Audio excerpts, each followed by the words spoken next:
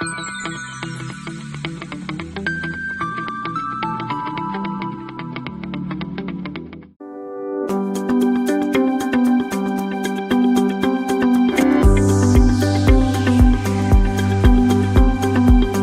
students, I am Kinjal Parmar. Welcome back to the video lecture series of Digital Fundamental. Today we will discuss simplification of logic function using QMAP. So let's start. What is QMAP? This simplification of logic function using KMAP is a quite easy procedure, right? Simplification of logic function using KMAP is quite a simple procedure and convenient procedure, but this KMAP is very useful up to the variable 4. Okay, this KMAP is a very simple method up to the variable 4 when we have a large number of variables. So this KMAP method becomes complex. Okay, this KMAP method become complex after the 4 variables. Okay, and for a large number of variables this KMAP is not as convenient.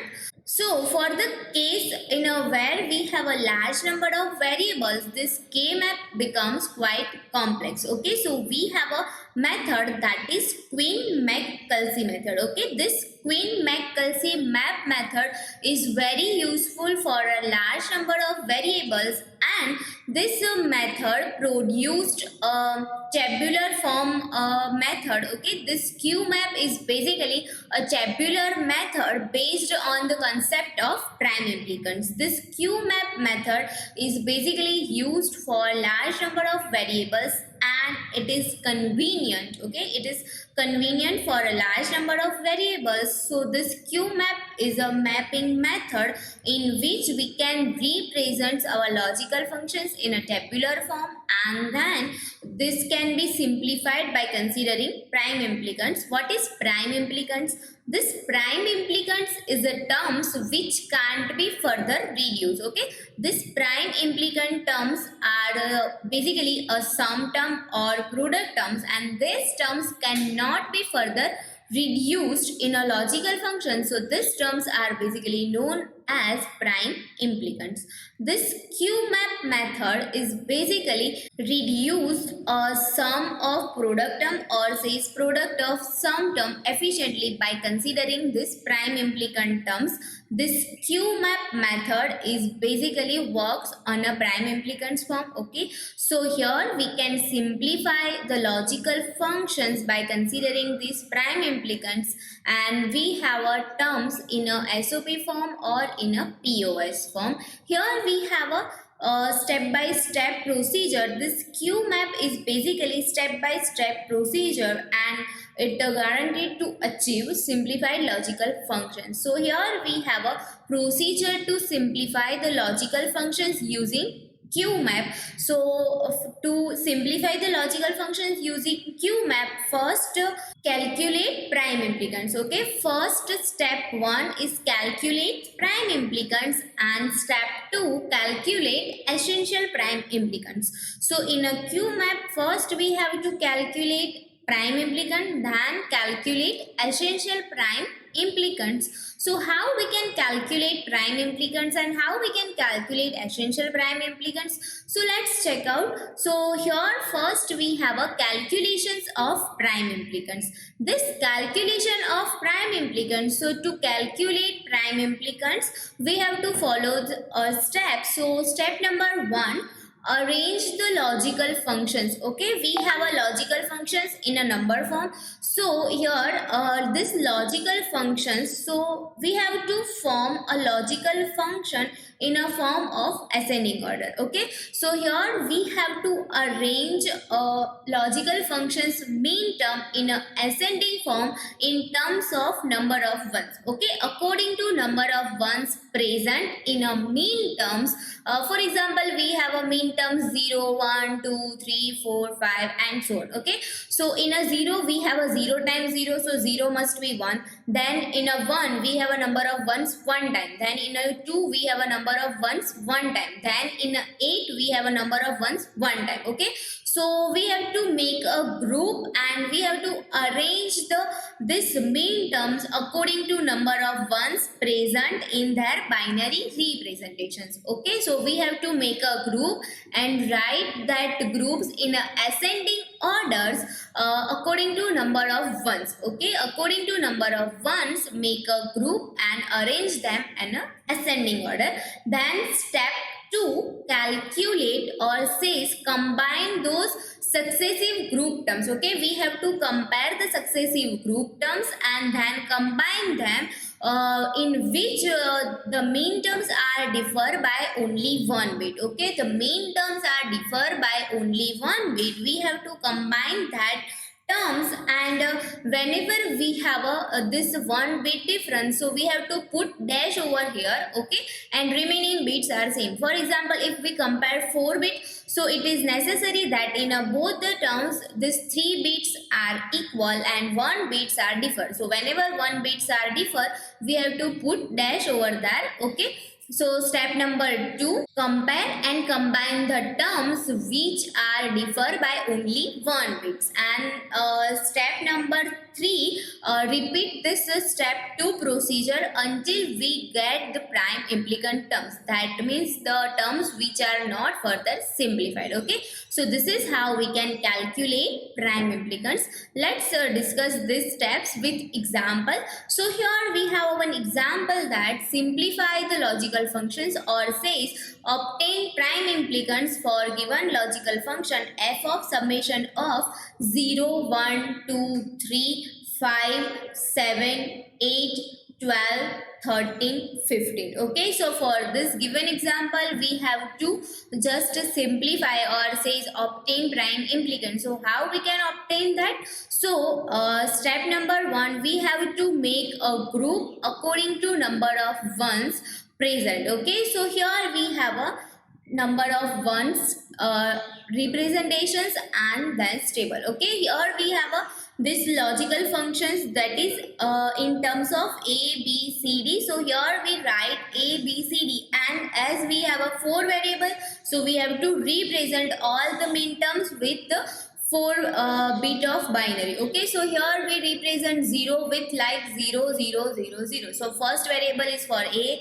b c d. Then here we have a 1, so 1 is written like 0 0 0 1. So 0 is a one group, so here we mark a line. Then here we have a 1 2 8, that is in a second group with number of ones one time. Okay, in this binary presentation number of ones are one time, so here we write 1 2 8. Okay, then here next group in which number of ones 2 times, number of ones 2 times, so here we write a group with number of ones 2 times. So here in this we have a 3 5 10 12. Okay, here we have a binary representation in which number of ones are 2 times. Then next number of ones 3 times, so in a 7 and in a 13 we have a number of ones 3 times.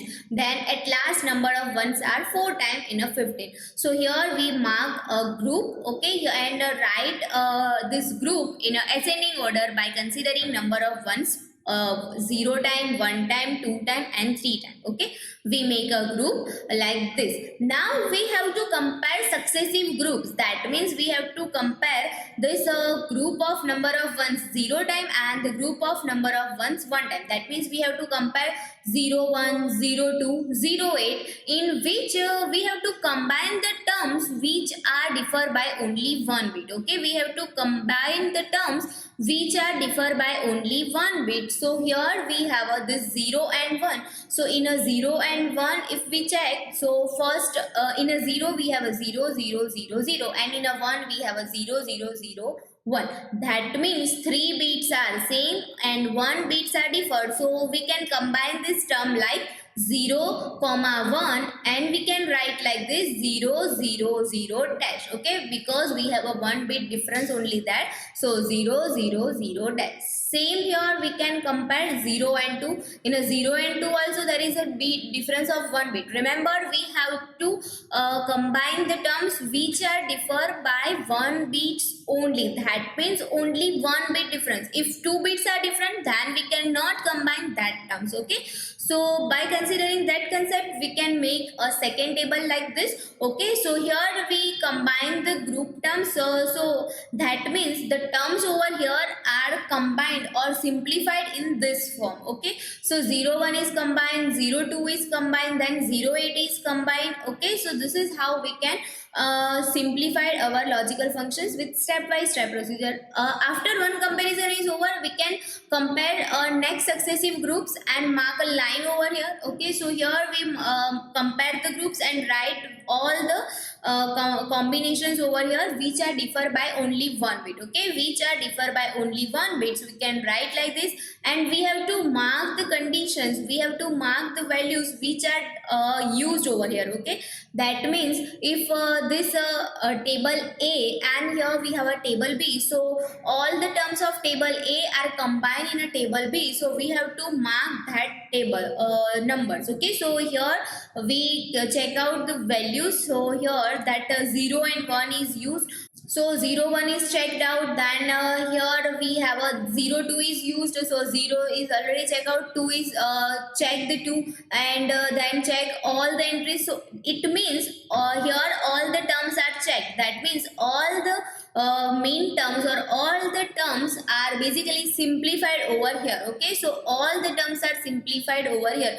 If any terms remain unchecked, that means it is prime implicants, that means this term is not simplified over here, so we have to write the logical functions of that. Okay, because we write logical functions of prime implicant, so we have to check out how many terms are simplified over here. So all the values are here simplified. Okay, now we have to again compare, we have to repeat the procedure and we have to make a next table. So we have to again compare this successive group table, so we have to check out this compare the tables, and we have to check out the entries in which all the bits are same, only one bits are differ. Okay, so here we have a next table, so here we can first compare 0 1 2 3. So here 0 1 2 3, if we compare, so all bits are equal, only one bits are changed. Dash is also match. Okay, it is necessary to match dash position,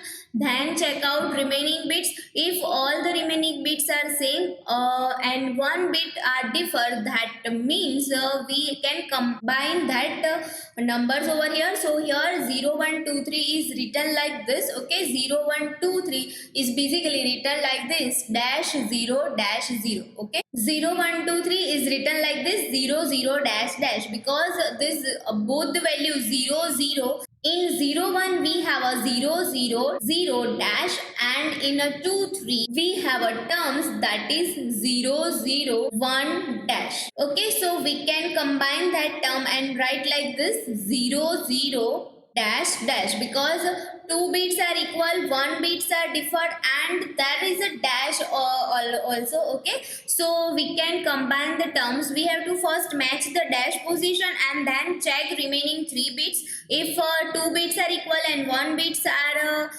differ, so we can combine that term, so we can write like this. And after this comparison of successive group, we can make a table number 3, and we have to mark numbers which are simplified over here. So here we mark all the entries. Okay, 0 1 used, 2 3 used, and so on. Here only two terms are unchecked, that is 8 12 and 12 13. That means these terms are not reduced over here. If we again compare this table C, so here we can't again simplify the terms. Okay, we can't combine the terms. So here we have a prime implicants. In a table C, we have a repeated terms, right? Here we have a 0 0 dash dash 0 0 dash dash 2 times.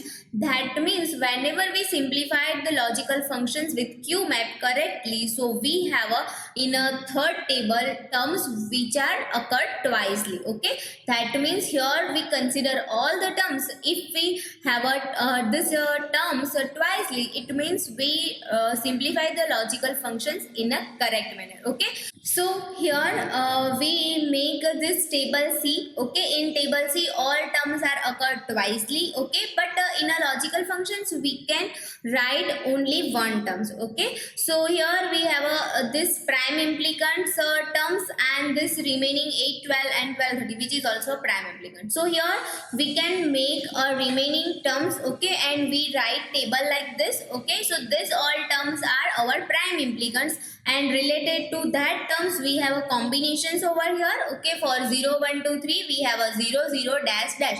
So we can write logical functions for that. Here C and D is dash, dash, and for A is equals to 0, B is equals to 0. Here we can write logical function like A dash, B dash. Okay, because A is equals to 0, B is equals to 0, so we can write logical function like A dash, B dash, and so on. Using this concept we can write all the logical functions over here for each and every prime implicant. So here we have all these terms are prime implicants. We can write our logical functions like this. But this prime implicants is not always a simplified version of our logical functions. Okay, it may possible that we have some other terms also included in this prime implicants. This is not a minimal solution. Okay, this is not a minimal solution of our logical functions. To find out minimal solutions we have to calculate essential prime implicants. Okay, so these all are the prime implicants. This is how we can calculate prime implicants. Now how we can calculate essential prime implicants? So here we have a calculation of essential prime implicant. This essential prime implicants are terms which are always present in a logical functions. Okay, essential prime implicants are terms which occurs always in our minimal expression of logical functions. This essential prime implicant is basically calculated by making a prime implication chart. Okay, by making prime implicant chart we have to identify the prime implicant terms in which if we make a prime implicant chart, so in that prime implicant chart if we have this prime implicants in which in only one row we have a cross. Okay, so using this we can identify our essential prime implicants. So this essential prime implicants is basically a prime implicants in which this values or says logical functions are always present in a minimal solution. Okay, these prime implicants terms are not always present in a terms. Okay, but these essential prime implicants are always present in our minimal solutions. This essential prime implicants is calculated from prime implicant charts, and using this essential prime implicant it is necessary that all the terms are covered in a essential prime implicants. Okay, all the terms should be covered in a essential prime implicants. So essential prime implicants are our simplified logical functions. Okay, if we identify essential prime implicants and all the terms are covered by that essential prime implicant, so we have our minimal solutions.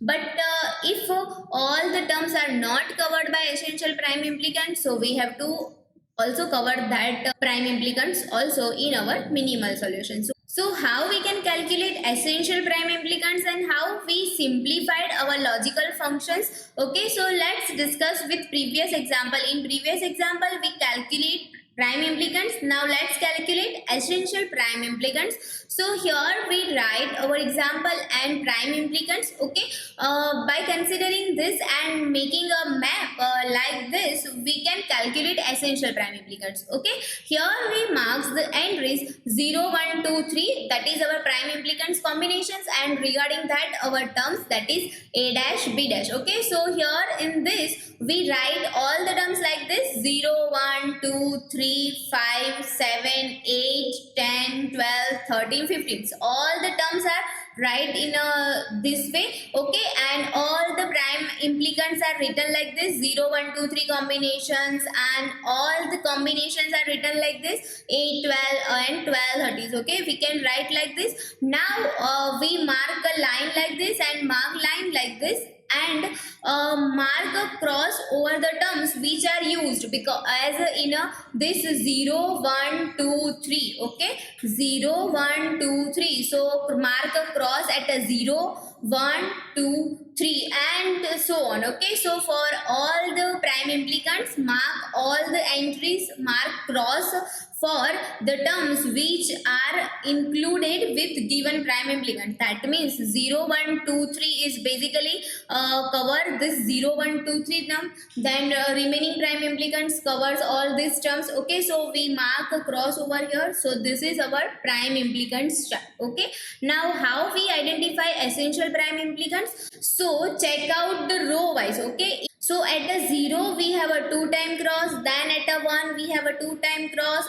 and so on. So if we compare this column wise, okay, if we compare the column wise, all the entries have a 2 time cross, but the entries in a 10, at a mean term of 10 we have a only 1 time cross. Okay, in a 10 we have a only 1 time cross, and in a 15 we have a only 1 time cross. Okay, so in a 10 and 15 we have a 1 time cross. So for a 10, which terms are basically, so for a 10 here we have a entries, that is B dash D dash. Okay, for this 10, if you check out the values, so this 10 is covered by the mean terms B dash D dash. This 15 mean term is covered with B and D. Okay, so this B dash D dash and BD is our essential prime implicant. That means this B dash D dash and BD must be in our final minimal solutions. Okay, now this B dash D dash and BD must be covered all the mean terms. Okay, B dash D dash and BD must be covered all the mean terms. How we can calculate our essential prime implicants? So check out the row wise. Okay, if we have a terms which having only 1 time cross, there, so respective that we have our mean terms which is our essential prime implicant. So here at a 10 we have a 1 time cross, so regarding that we have a B dash D dash, and at a 15 we have a 1 time cross, so for this we have a term that is BD. Okay, so we have a B dash D dash and BD is our essential prime implicants. Now we have our final expression, that is B dash D dash plus BD, but this must be cover all the terms. So let's check out that B dash D dash and BD cover all the terms. So how we can identify? So this B dash D dash has a combinations, that is 0 to 8 10. So we have to mark check out over here 0 to 8 10, and then this BD has a combination which is 5 7 13 15. So we mark check out over here. Okay, so all the entries are covered, but this 1, okay, this 1 and 12, okay, this 1 and 12 is not check out. That means using this essential prime implicant, this 1 and 12 is not covered. Okay, this 1 and 12 is not covered, so we have to again consider the terms which are covered 1 and 12. Okay, so for 1 we have a 2 cross, so for a 1 to write expression for 1 we can write any of the terms. Okay, and for 12 also we have a 2 times cross, that means respective terms we can write any of them. Okay, so to consider a 1 we can write values of A dash B dash or A dash D. We can consider 1 by considering either A dash D dash or by considering A dash D, and again to cover this 12 we can consider any of the terms A C dash D dash, okay, or A B C dash. So by considering any of the terms we can cover 12. So this is how we can write our final minimal expression, that is our essential prime implicants B dash D dash plus BD always present in a final minimal solutions, and we can write either A dash B dash, or we can write A dash D, or we can write A C dash D dash or A B D dash. Okay, so by considering any of the terms we have a 4 possible minimal expressions. Okay, so this is how we can simplify our logical functions by calculating prime implicants and by calculating essential prime implicants. Thank you.